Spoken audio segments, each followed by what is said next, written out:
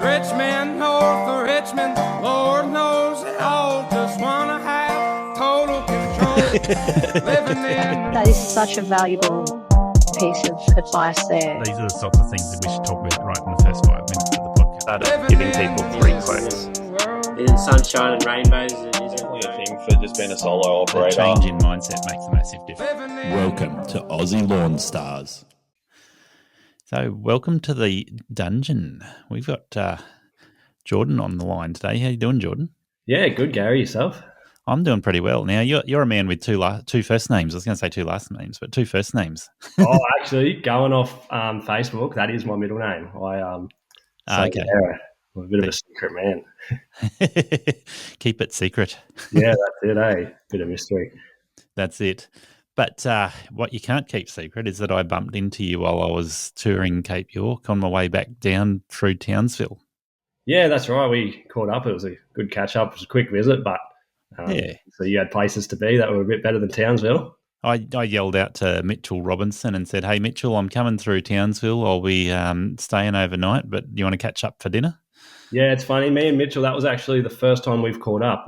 We've been meaning to for well over 12 months, and just, everything gets in the way, and it was a good opportunity, I suppose.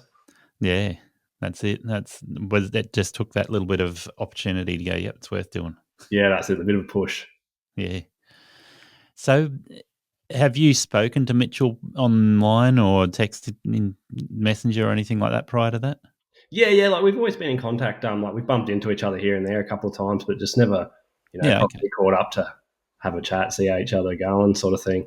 Yeah, fair enough. Because I'd interviewed Mitchell going back a couple of years now. Yeah, I do remember listening to that one. It was a while ago. I think he only just sort of started in business from memory. Yeah, and I've interviewed Tyrone as well. Yeah, Tyrone, they're two of the better contractors up here. Anyway, I think when we get into your interview, you've rubbed shoulders with one or two other contractors around Townsville as well, right? Yeah, I have. I'm a pretty, get along with everyone type of guy. Yeah. So I think it's always better to have friends than enemies. So that's for sure. So why don't we give people a good introduction to you, and that way we can start to explain your story and what's happened for you coming into the lawn care business. Yeah, cool. So before even lawn care was a thought, I was in a government job. Nice. Doing that for probably 7-8 years nearly. Yeah. I'd had experience sort of supervising large staff groups over the years, sort of worked my way up. Actually suffered an injury in about early 22, I think it was. Yeah, okay. Which put me off work, sort of sat on my backside at home for longer than I should have. It's not fun when you do that. No, it's not at all. And that's sort of when everything, you're overthinking everything catches up on you. Financial issues, everything sort of just compiles. And, I got stuck in that, what you call the black dog, and sort of got stuck there for a little bit. But I was lucky I had some good support around me. Got a really good psychiatrist who sort of pushed me into my hobbies, which one of them was lawn care. Which really, really helped get me outside, get me back on my feet. Have to introduce you to motorbike riding. That's another great hobby for people trying to get through the. Don't worry. I've got my own motorbikes. Just gets a bit expensive after a while. Tell me about it. They sure do. Yeah, but they're good fun. Just as long as you stay on the seat, I suppose. Yep, that's an important part. So you ride dirt or road bikes? Both. So I've had my dirt bikes. They've come and gone. I've got one bike left now, road bike, but that just sits in the shed. I really don't touch it. That's a shame. Yeah, I know. I think it's actually unregistered now, to be honest. Yeah, my road bike hasn't had a lot of love in the last month or two. Yeah, no, they're good fun. My biggest problem was, I used to have a group of mates. We'd go on a ride. They all sold up their bikes, and then I was left on my lonesome, and so much you can ride on your own. I've found that with the dirt bikes too, but the road bikes I've still got a good group of friends I ride with. So yeah, it makes a big difference having just that group to ride around with. Yeah, it doesn't matter whether you're riding road or dirt. I think it's necessary to have people to ride with. The last thing you want to do is be out riding on your own. Yeah, absolutely. Yeah, and it just makes for a better, just more enjoyable experience too. Just you stop, you can have a chat, have lunch, whatever. When you're Yep. on your own, you're sort of just racing from point A to point B, and Yeah, that's it. yeah, that's it. You can tell fishing stories when you're riding with the group. Oh, you see, I'm not a fisherman. Never have been. Probably, I don't foresee I'm, myself ever being one. I'm not talking real fishing. I'm talking about, it was this big. It was no, it was this. That's it. Yeah. Yeah, okay. Well, so you were saying in your history you're doing government jobs and you hurt your back. Yeah, so I had an injury. It put me off for a fair stint of time, and Yeah. I just sort of found myself in a big rut of just sort of not doing anything, not wanting to go back to the workplace I was at. As with I think every government job, there's a lot of politics involved, and Yeah. A lot of workplaces can be like that. Once you've been there for a while, you start resenting things or, it's time to move on. yeah, absolutely. And once you have that we had a big change of upper management, which completely changed the whole dynamics of the workplace. Which Yep. sort of I made the decision in late 2022 that Yeah. just not to be going back, and that I sort of needed to find another avenue of work. Yep. And yeah, I sort of had a lot of passion for my own lawn.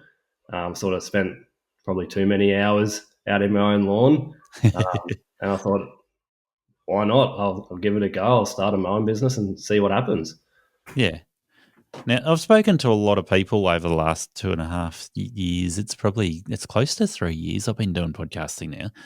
A lot of people, when they start out, don't start with a strong passion for lawn mowing. But those that do tend to move into the higher end market. So it'd be interesting to see how that's affected you. Yeah, absolutely. I think you got to have that drive to actually enjoy what you do. I suppose it's easy to cut grass, but to actually have a passion for making it look good, I think it's very different. Yeah, and I find different people have very different aspects of what they appreciate about running their own business. And for some people, it's business side of it. For some people, it's the cutting grass. For some people, it's the customer relationships. But yeah, certainly that knowing what you're doing and having that passion for grass and for turf and gardens and things, I think makes a massive difference. Yeah, definitely. I think it's very important to sort of target what you enjoy and what you want to get out of the business, I suppose. There's a lot of different avenues, like you said, and just making sure you align yourself with what you want to get out of it. Yeah.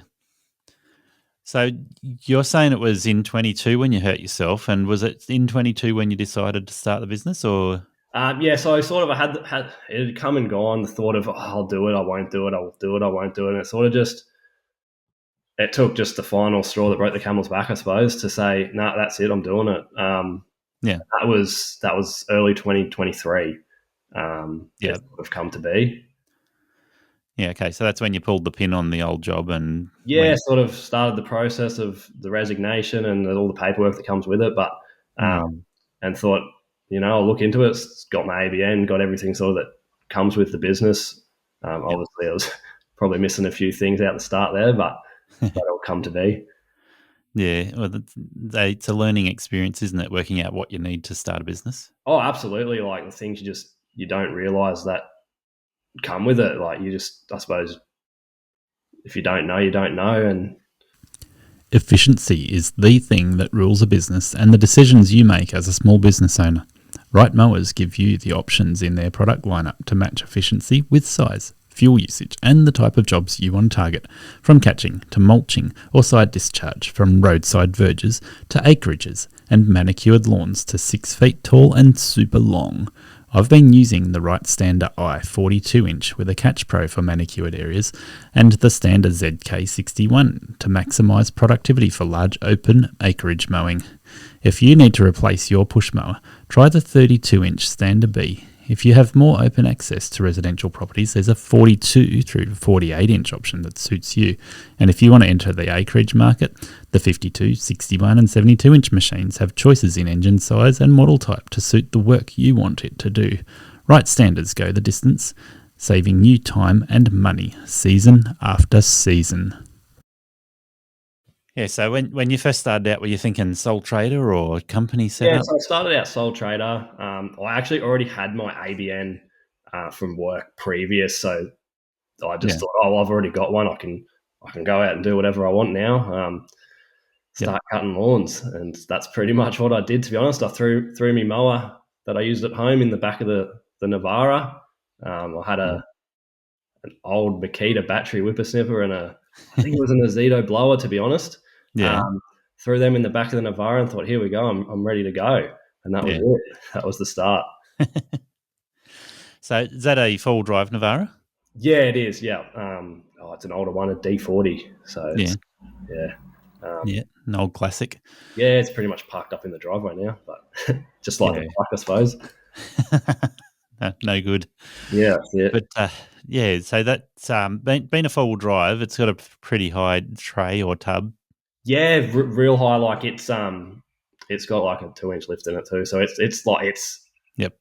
Yeah, it definitely wasn't a comfortable experience lifting that mower in and out of the back at every job because I had the Toro personal pace, so I couldn't tell you what the weight of it is, but it's definitely the heaviest mower I've ever lifted. They got a bit of weight to them, the old Toro. Yeah, they're quite heavy and just awkward too. And having they didn't even have the quick release to fold down the handles. You had to screw it out and screwing it off, screwing it back on, unfolding it, throwing it back in the tray. Yep. It took a real toll on your body. You don't realize it's all those small things that just add up job to job. Yeah. So how long were you doing that for? Oh, it would have been probably 3 months, I'd say. And then I went, this is just not good. I'm going to end up, doing an injury here. Once you get fatigued and you're twisting with the mower out.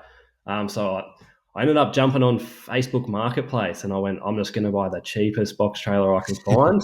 And it's got to be better than what I'm doing. And that's what I did. It was an old, rusted out box trailer. I ended up stripping it back, painting it, throwing some ply in the inside with some old Bunnings hooks for the whippy, and that was it for about probably another good 3 months. Yeah. And I decided this just didn't look the part, and it wasn't ideal because it had like a barn door at the back, and it was still a lot of mucking around to get your gear in and out. So. You would have been struggling with your image there because at home you're doing high end lawn, trying to make it look immaculate, and then you're looking like a cowboy out on the road. Yeah, absolutely, and completely 100% cowboy spec. That's looking back, I go, oh, how did I even get jobs? But at the same time, the jobs I was getting were well and truly cowboy jobs too. Like you look at them and think, oh, I probably wouldn't touch that now. Yeah. But and then it wasn't long after that I thought this just doesn't look right. It's not the setup, sort of the image I want to be portraying. So I ended up just going to the local mower shop, trailer shop, and just got one of their 8x5 box trailers, and I thought this should be it. I think I'm set. 8x5 is a really popular size trailer for a start out for lawn mowing. It's just and I think the way it was set up, it had the push mower box at the front, so that was outside of the trailer. So the trailer was predominantly for just like green waste and other bits and pieces. And it definitely it did its job up until only a month and a half, 2 months ago. I've upgraded the trailer. Okay, wow. So it's done some days work, but. Has it done a couple of years or a year and a half? Yeah, so for 6 months. So it's done over 12 months worth of work. Yeah, that's every day, all day, just no love, just coming and going. No room for love when it's a trailer. Yeah, that's it. Until as long as it passes Reg A. Although you guys don't have to do you don't go over the pits in Queensland for Reg A, do you? No, it's just here's your certificate, happy days. Pay us the money, and that's it. See, in New South Wales, if you got a single axle box trailer, you don't go over the pits. But if you have a dual axle or over a certain weight, I think it's over 750 kilo towing weight, you got to do what we call a pink slip every 12 months. Yeah, okay, yeah, nah, definitely none of that. I bought mine from the trailer shop. They sorted it all out. I just gave them the money and they did the rego for me. That was it. Yep. Good Yeah, stuff. so that was the workhorse. Originally, I just had that attached to the back of the Navara, and then I had the canopy on the back with. I slowly bought a hedger and just bits and pieces as I went along. Yeah, okay. So you started doing gardening jobs as well as mowing. Yeah, I got to the point where I thought, I'm missing out on a bit of money here. Usually if someone doesn't want to do their lawn, they're probably not going to want to do their garden either. So was this in winter you had that realization, or was it I started with the big garden cleanups essentially that no one wants to touch. Yep. Which to start out with, I thought, this is awesome. You can really see before and after. You take your photos and it's just a massive difference. But yeah, it is hard work, and you can see why. Yeah, a lot of people just don't want to go near it. You can make good money on a big cleanup like that, but it's backbreaking and it's once off. Yeah, absolutely. I think that's the biggest thing for me is the once off work is like you put in so much effort and you can drive past the place in a couple of months' time and it's back to where it was. I like, seeing the progress as you go. Yeah, fair enough. Yeah. There's a lot of joy in maintaining a garden rather than just doing a clean up and then seeing it deteriorate again. Yeah, that's it. I think, just being able to make something look so much better. And obviously a lot of that stuff takes time. You can't cut a hedge down as a massive reduction and have it look good in a couple of weeks. That's right. It takes time, and to be able to just go through with that whole process and get it into a nice, finished product is just, that's what I enjoy. Yeah, that's it. It's I think there's a lot more passion in it and joy in seeing that maintained and kept tidy and those small improvements. Yeah, I think it's like personally, it's a much more enjoyable workload as well. Like you're not on your body and on your equipment. You're not throwing it into a jungle and hoping that something doesn't break. It's just, I don't know. It's not for me anyway. Yeah, look, I think there's value both ways because I'm actually thinking about going and helping out Sean from Blademate. I don't know if you've seen Blademate on YouTube. Yeah. I'm going to go and help him out doing a job soon, and he does those overgrown jobs and puts it out on YouTube. And it's I think they make for a good viewing content. Yes, they're very popular in that sense. Yeah, definitely. Yeah, so I'm looking forward to doing something like that with him. But it hits different, doesn't it? It does. It hurts your body. I started. That's all I was doing. I was doing overgrown lawns. Putting this mower through things that I don't even know how I got through it, and then it's hard work, and there's just no enjoyment in it. I don't think. Well, so many times you do a job like that, and before you even start the job that they're not going to get you back to maintain it. It's going to be come back in 3 years or 5 years and fix it. Yeah, absolutely. Or it's just they're moving out, so it's end of lease cleanup, and it's just been left for however long they've lived there. They just Yeah, I've done a lot of end of lease cleanups, and there's no motivation for the real estate agent or the new tenant to call you.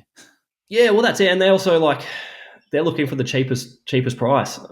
They just want it done for bottom dollar, and that's the end of the day because they're not going to be living there. The real estate, the owner doesn't want to pay big dollars for it because it's just going to be like that in another 12 months. So, yeah, that's right. Well, that's my experience anyway. I'm sure there's plenty out there that do enjoy the quality work and pay for it, but you've decided to run your business where you chase those customers that want the repeat work done and kept it maintained. Yeah, absolutely. So I've sort of now, it's taken a long time to get there, but sat down and, sort of run over the numbers and gone, this is the total dollar value for the year that I want each client to be worth. Yeah. So that's sort of how I look at things now, as opposed to each visit kind of price. Yep. Yeah, and we want to talk about that more when we come back and talk more finances. So really keen to, hit the listeners with the sorts of numbers you started with versus what you're aiming for now. Yeah, But, absolutely. so let's keep going on what you've done in your business. So along with changing the types of customers, you started to realize you wanted those higher end maintenance customers. What other changes have you made? So probably one of the biggest changes I would say would be going from a ute to a truck. So I ended up going out and purchasing a small truck. Yeah, okay. Just a second hand. It's a few years old now, but it was looked after, had low kilometers. Yep. And just the versatility in a truck. I've put the 2 big toolboxes on there. I've got space for green waste. I got just so much room that I never had. I was working out of a canopy of a ute, and your tools are buried and you're trying to find them. And do you still tow a trailer? yes, I do. I've got a truck and trailer, so it becomes a pretty long setup. But we're pretty fortunate up here that we don't have those shoebox streets. I mean, we do have a few, but mostly you can get around with a trailer. Yeah, okay. So the other thing I think would be that you made a transition from working solo to employing. Yeah, so that came actually. It would have been the 2023 wet season. So, everything, the lawns were growing quicker than you could mow them, and it was always wet and more work than you could possibly take on. And I thought, I can solve this problem. I can put on an employee that'll solve all my issues. Yeah. And that was done pretty much overnight. That decision, I didn't sit down, didn't work out, what's this going to look like? How much it's going to cost me? What's involved? It was just, that'll fix the problem. And I ended up going through 2 employees probably in less than 2 weeks. They just, the first one just never showed up. Just went, too much work for me, and just never showed up the next day. And then the second one, just no work ethic, just wanted to come sit on his butt and get paid for it. I was actually fortunate. The third one that came along, he was a young bloke, and he was just sort of looking to supplement his current income. He was a casual working at Macca's, I think it was. Yeah, okay. So he just wanted, a bit of extra money. He was doing mostly sort of evening, night shifts. So he thought, I can squeeze in some day work here and there, and sort of that fit really well with what I was looking for. I could just message him and say, hey, look, I've got some work coming up. This, and he was always more than keen to sort of jump in the car and come out and mow some lawns. So, and it wouldn't be hard for you to pay a higher hourly rate than what he's getting at Macca's too. Yeah, I wouldn't have a clue what they're paying him there, but I know that I think their working conditions, from what he said, were pretty poor. It was sort of you're just a number, you're just a bum on a seat. Yep. And we're not interested in looking after you, essentially. And I thought, I'll take that off your hands. If you want to come and and then he jumped in the truck five days a week. Nice. So he's still with me, and he's still casual, but obviously we're looking to sort of transition him over to a permanent role quite shortly, hopefully. So yeah, nice. Okay, so along the way with all the other changes you've made, what does your customer base look like now compared to when you started? Yeah, so when I started, it was just say yes to everything, quite low to get the job, and just it doesn't matter what the job looks like, I'll have it. And I thought that was, that's how you get rich. That's the way. The more jobs you got, the better. Yeah. And I quickly learnt that wasn't the case. And it took me sort of sitting down after getting my employee and realising I'm not making any money here. These jobs are priced way too low. I've got too many. Yep. And I can't sustain it. They're just, the jobs are no good. And they're just, the jobs that you don't want. So it took me, I sat down and I sort of punched a few numbers in, and I went, yeah, that I think I'll just add 20% to all these and that'll fix it. Price increase, that's got to be what I got to do. Yeah. And I threw 20% on every job with the thought of, I'm going to lose at least half of these. Hmm. And I think I lost one or two. It was very low, the amount that I lost. Yeah. And I just thought, oh, well, that's good. I'm making heaps of money now. I'm making more than I was, and I've still got all the customers. Yeah. So yeah, and then I obviously plodded along for a couple of months there, and then sort of realised I don't think I'm making money here. I was fortunate. Actually, I was fortunate, unfortunate, whichever way you want to look at it. I received all my leave payout from my previous employer, so I think that sort of gave me the false sense of cash flow. I had that money sitting there, and I went, "Oh, this is all good. I've got money there. I'm doing well." Yeah. I plodded along for another few months, and then I've sort of come to the realization and thought, I'm still not making money here. I'm doing this essentially for free. I'm going out and working. Yep. So I really decided that I had to sit down and actually do some serious punching of the numbers. I think it was around that time too. I stumbled across LMCA, which was massive, sort of in making me realize what sort of everyone else was roughly doing. It gives you that. Yeah. Because when you go out on your own, I was just winging it, thinking this is it. This will do. So I stumbled across LMCA and actually a couple of podcasts. So yours being one of them, Luke's, and Ben and BJ was the other one. Yeah. So just really opened your eyes and forced me to actually sit down, do my numbers, time my jobs. I got a scheduling app and got that route density really down. And you realize that running a profitable business is so much more enjoyable once you start, you've got that money coming in. Yeah, for sure. It sounds like you've gone through a lot of the same lessons I went through, but you've done it in 2 years, whereas I did it over a longer period of time. I've been in business for over 14 years now. Yeah, it's been a very quick and steep learning curve. Well, that's good because it means you actually learn and move forward. Yeah, that's it. And like now I've got my future plan and all that sort of stuff in place that sort of where I want the business to go, as opposed to just going day to day going, I'll go out and cut these lawns and I'll go home and that's it. No real plan of the future, no real plan of where you want the business to go, how you want it to look. Yeah. Thank you for listening to Aussie Lawn Stars. Please remember to rate and review the show on the Apple Podcasts app or the player you use. Exciting new shows are released every Monday. Make sure you follow or subscribe to hear the next episode.